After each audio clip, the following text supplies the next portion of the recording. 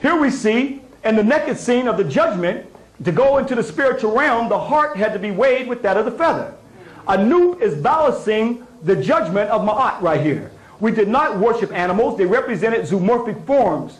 And here you see Ammit looking to see Tahuti writing down the deeds of Oni as he lived on earth.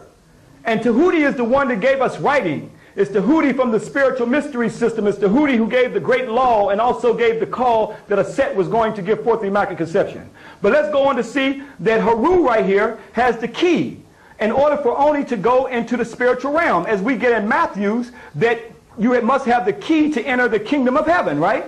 But yet, as he comes, and you see in the spiritual realm, all the Netarus sitting on the square. How many are there? 1, 2, 3, 4, 5, 6, 7, 8, 9, 10, 11, 12. Asar is the one who made the judgment that made 13. This is where they created their judicial system off of your African ancestral spiritual system. The 12 jurors, and also the judge makes 13, who that represented Asar. And then you also had to sit on the square. What was the square? That was the witness stand, where you had to have the makuru. You had to be truth of words in order to be on the spiritual realm, as you see like Oni make it into the spiritual realm. That also was incorporated into Christianity, where you see the 12 apostles and Jesus makes 13. This was all part of the resurrection and to be reborn again. But where do we find our African spiritual mystery system at? That means the scale of judgment and the square and the key. Let's go right on the dollar bill, and you see the scale for judgment and the key, and 1, 2, 3, 4, 5, 6, 7, 8, 9, 10, 11, 12, 13, and the square, copied from your African NECA scene of judgment, the square, 13, the key, and the judgment. Your system is here. I don't want to hear about that black stuff. I don't want to hear about Africa. No, they don't want us to open up. They're trying to suppress this knowledge, because what happens when you unlock the key, unlock the Western Masonic order, and enter the secret of your ancestral sacred knowledge, brothers and sisters? That is the key. And brothers talk about, I got the secret. You ain't got no secret. The secret is your African ancestral knowledge that you see right here. So that's why the white boys came in, Justinian, and chiseled out. They're going to talk about graffiti and defacement of America's temples and murals and so forth. Look what they did to your ancestral temples of the goddess Aset and the great god Hasaru. Why? Because your ancestors produced the first African god who gave forth of a virgin birth, the first goddess who gave forth an immaculate conception, the Sarah, the Son of God. They even tell you right here, little folk, reverence for the Egyptian goddess Isis and her son Horus, shown at your right, an Egyptian statue of the Ptolemaic period, was easily converted to the veneration of Mary and Jesus. The 4th century fresco at the far left, and the Madonna and Child adorned in the Coptic monastery. They said it was easily converted. So let's see how easy it was converted. Dr. John G. Jackson, in his book, Christianity Before Christ, tells us, and even Church Ward tells us. Now, let's look at Horus. Horus had 2 mothers, Isis, the virgin who conceived him, Nefertiti, who nursed him. He was brought forth singly as one of the 5 brothers. Let's look at the life of Jesus. Jesus had 2 mothers, Mary, the virgin who conceived him, and Mary, the wife of Cleophas, who brought him forth as one of her children. Brother, can you be by the lens a little bit? I mean, I don't know if you can see us out of focus. I know I can see us out of focus. Horus was the son of Seth, his father on earth. Jesus was the son of Joseph, his father on earth. Let's look at Horus now. Horus was with his mother, the virgin, until 12 years old, when he was transformed into the beloved son, the God, as the only begotten of the Father in heaven. Jesus remained with the mother, the virgin, up until the age of 12, when he left her to be about his father's business. From 12 to 30 years of age, there is no record in the life of Horus. From 12 to 30 years of age, there is no record in the life of Jesus. And Horus at 30 years of age became adult in his baptism by Anup. Jesus at 30 years of age was made a man in his baptism by John the Baptist. Horus in his baptism made his transformation into the beloved Son, the only begotten of the Father, the Holy Spirit, represented by a bird. Jesus in his baptism is hailed from heaven as the beloved Son and the only begotten of the Father, the God, the Holy Spirit, that is represented by a dove. That's why they tell you right here, it was easily converted to veneration to the Mary and Jesus. This is your goddess Aset, waiting for you to come back home. Yeah. Waiting for you to come back and pay homage to her. Yeah. This is where the story was copied and manipulated down through the ages. In fact, she was worshipped throughout Europe during what is called the Herculaneum worship of Isis. So even throughout Europe at one time, they worshipped her. And now she's waiting for you to come back. Waiting for you to come back and pay homage to her. Waiting for you to open up your African ancestral genetic memory bank and let your story come in. What makes the European Jesus and Mary more sacred than your ancestors, Madonna and Child? The spread of belief in the afterlife affected more than just the newly emerging middle class. Some scholars say the Book of the Dead influenced Jewish and Christian scripture. Ancient Christianity owes a great deal to ancient Egypt for its concept of heaven. This makes sense because most of the early Christian fathers were native Egyptians. And so when documents were being written concerning the nature and substance of the afterlife, since these things were not originally written in the Bible, the ancient Egyptians sort of filled in the blanks. The idea of spending one's afterlife with your loved ones in a pleasant place where you could do what you like is the same in both Christianity and in ancient Egyptian religion. There's even a case to be made that the Egyptian Book of the Dead influenced New Testament and Christian religious imagery. It's very clear when we study the history of the New Testament that, in fact, their main competition for the religion of Jesus was the religion of Isis and Osiris and their child, Horus. Many of the early figurations of the Virgin Mary sitting with baby Jesus on her lap are actually based on Isis statues, where Isis is holding Pharaoh, now her symbolic son. One of the first people to notice the connection between the Book of the Dead and the Bible was Wallis Budge. The fact remains the Egyptians did believe in one god. Osiris, who had lived upon the earth, had suffered a cruel death and had risen from the dead. There is no doubt that certain views and religious ideas of Christian sects may be traced directly to the Egyptians. It's interesting to see how people's ethical beliefs and religious beliefs, no matter where they are from or what century they were sort of written in, all have a great deal in common.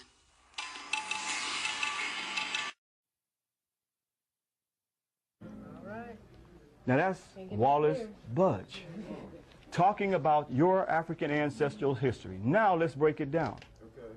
On this relief, brothers and sisters, you can see many concepts where they came in, as I said, like scavengers and picked different pieces. On this particular relief, you can see where the Western world through Judaism took a piece of a concept of the creation story from. You can see where the Greek philosophers took a concept of Greek philosophy from. And you can also see where Christianity took a concept, European Christianity took a concept from. So let's break it down. Again, carved in stone on the temple of Aset, right here on the island of Philae. It is here. It tells where the Western world literally came like scavengers and took various scenes to make up the Western world. And one of those scenes is we see that Hermes Trismegistus in Greek mythology, they literally took it from Tahuti. It is here that our ancestors had a study from the 42 books of Tahuti, representing science, law, and intelligence, who was represented as the ibis bird that you saw. We saw those little white birds that we saw come over here. So our ancestors looked at nature. We didn't worship the bird, but it was an attribute of science, attribute of intelligence. Tahuti writing down the deeds of our life on earth as we lived here. This is where the Western philosophical thought, Greeks took their concept of Hermes Trismegistus from Tahuti, now called thought too. So we see Judaism took God Khnum, fashioning man out of clay, and called him Jehovah. But notice the God Khnum fashioning man on the potter's wheel out of clay. This is where Judaism took a portion of this to make up their Genesis story with the Sanhedrins around 250 BC. From this relief right here of God fashioning man and woman on the potter's wheel. And they took other concepts of Atum from Heliopolis creation story, or the city of On, to make up their Adam as a man, when actually it was Atum the son. And we see European Christianity took from the goddess Isis and Horus and made up the European, again, let me express, the European version of Mary and Jesus. Copied directly from these reliefs right here. So you got Greek philosophy, where he took from Tahuti and called it Hermes Trismegistus. You got the Jehovah Genesis creation story and the Bible, where they took from Khnum, fashioning man on the potter's wheel out of clay, and they turned it into making man out of clay, Adam out of clay. And you also got Christianity right here showing Isis lactating or breastfeeding the holy child Horus, who was born of immaculate conception and virgin birth. 3 concepts just from this one relief. You see, all carved in stone. As you can see the line, one dark, one light, showing where this temple was under the water. Nobody could come back and read this. And that's why over here, if you look against this wall right here, much of it, they tried to chisel it all out. But our ancestors wrote endlessly as though one day we would forget our story. One day we would not know who we are. One day that the only thing that we put on our genetic memory bank would be an alien, a conqueror's story. In our mind, our story would not be told. And that's why Justinian in the 6th century AD came in and closed these temples down, because they were copying Christianity, the theological concepts from African people. And we'll get more into that during the lecture when we have the lecture series this afternoon. I want to even go further to show you, sisters, that y'all sacred. You are goddesses. And that's the problem with the brother today, because they took that concept out of his consciousness. That's why the rap groups around there calling her the bees and stuff. Yeah. Huh? Okay, now look. Isis holding the Ankh of life. We know what the Ankh of life now is, a symbol of her uterus, right? So here, again, I'll show you, showing where the holy child is coming from her womb. See the loop? That's why she's holding it, because she wants the first immaculate conception and the first holy birth is going to come from her. So she's holding the Ankh for life. Can you see it? Not too much glare there, right? That's why the Europeans, when Justinian and the boys Theodosius, they came in, they tried to chisel it out. Couldn't deal with the real immaculate conception, but they weren't talking about one immaculate conception. Our ancestors were telling us on these reliefs that every woman could produce an immaculate conception, provided that she was on the spiritual level and the man was on the spiritual level. The both of them coming together produced immaculate virgin birth, which means a clean birth. But notice they chiseled out the Ankh, the top part of it, because that represents the womb. But the other part they kept there to represent the crucifix. You see? That symbol that they didn't take or didn't chisel out was a symbol of the cross. They didn't chisel that one out. So this is another picture of Constantine. Constantine's vision of the cross, which he is pointing to this symbol, Sec Vincius. In this symbol, we shall conquer. Through this symbol, we shall conquer. Supposedly, Constantine got the cross out on the battlefield.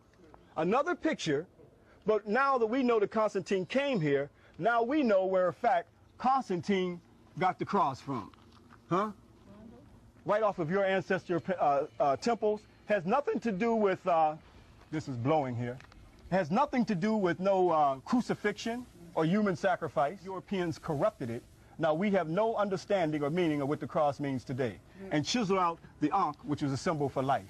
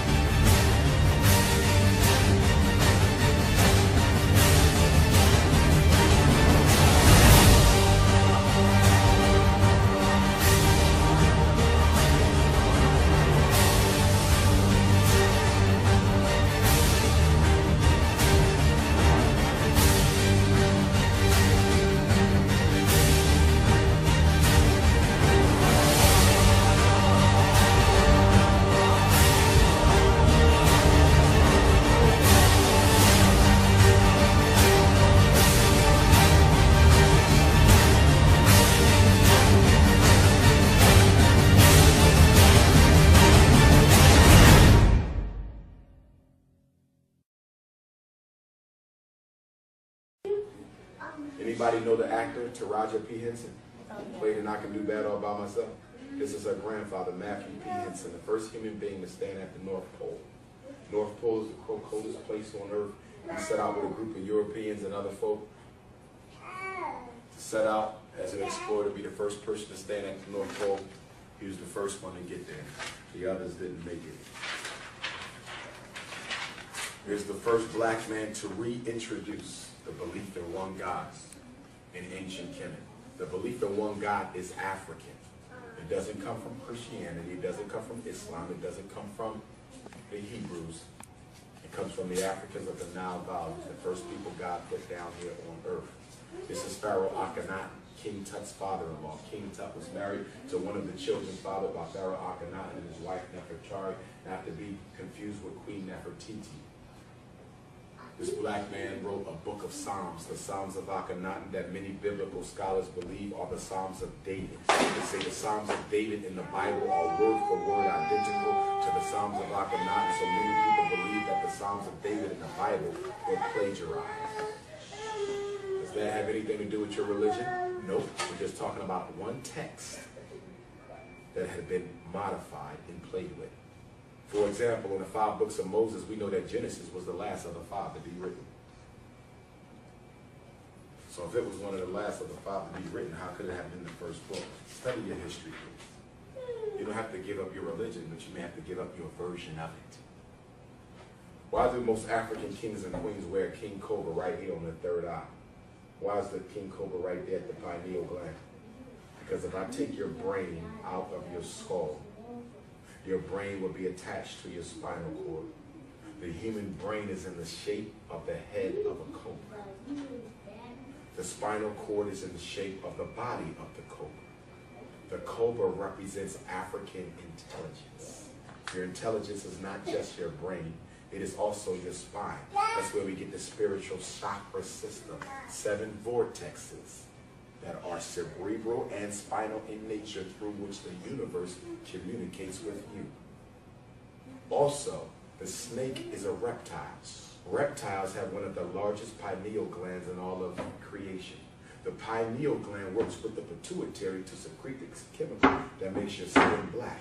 So that snake also represents pride in black skin. And thirdly, the ancient Africans taught that your spirit is coiled up at the base of your spine 3.5 times. And in order for you to reach God consciousness, you have to force your spirit up through the chakras and through your pineal. Your spirit must merge with the soul of the universe, and that's how you reach God consciousness. That's why when you look at most of the kings and queens, they were often painted while they sat in their chairs with their hands on their lap, because they were in trance, in meditation. Meditation don't come from the Chinese people, and it don't come from the East Indian people. It comes from African people. They simply borrowed it. Marrying Jesus, Immaculate Conception, God impregnating a woman and giving birth to a son, that's nothing new. That story existed in Africa 20,000 years before Jesus was born. Nor was he the first famous person to wear the title Christ. Christ is a title, it's not a name. Here's a statue of the original Mary and Jesus. You got Auset, who the Greeks called Isis, Haru, which the Greeks called Horus, and Asaru, who the Greeks called Osiris. Mother, born of Immaculate Conception.